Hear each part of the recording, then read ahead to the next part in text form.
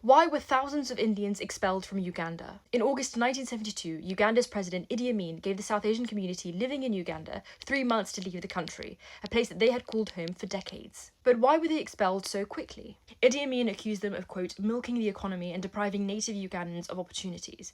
But to understand the context of the expulsion, it's important to understand the history of Uganda's Asian community. Uganda was colonised in 1894 by the British, who began building railway systems to control resources and secure trade routes. To do this, they brought over thousands of people from India, which was also a British colony at the time, because of their perceptions that Indians were more skilled and trained in the colonial system than the native Ugandan population. Roughly 30,000 Indians came to Uganda, and when their contracts ended, many returned to India, but many also stayed in Uganda to build their lives there, and other Indians soon joined them over the years for better opportunities. For the British, this was strategic, as it meant that the Indian community could now act as an intermediary between the indigenous population and the British. Over time, a hierarchical system was established that placed the British at the top, Asians next, and the indigenous population at the bottom. Many Ugandan Indians became wealthy, operating businesses, important industries, and undertaking key administrative roles. The Indian community was largely favoured by the British, and this placed the indigenous population at a disadvantage. Resentment was slowly increasing towards the Asian community, and for the British colonial power, this was helpful for their divide and rule strategy. However, it's important to understand that the resentment did not just come from the way that the British favoured the Asian community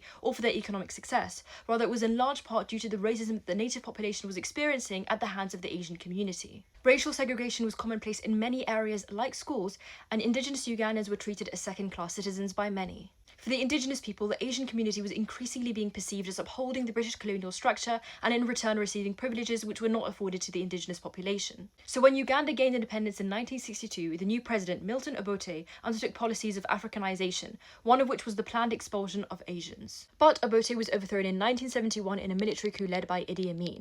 But Idi Amin liked the idea of expelling Asians, and he only accelerated this plan further. So in August 1972, he announced that the Asian community that had another passport had just 3 months to pack one suitcase and leave Uganda, and the rest of their personal property would be confiscated. This expulsion was soon expanded to include Bangladeshi, Indian, and Pakistani nationals too. At this point, there were 80,000 Asians living in Uganda, many of whom had only known Uganda as their home.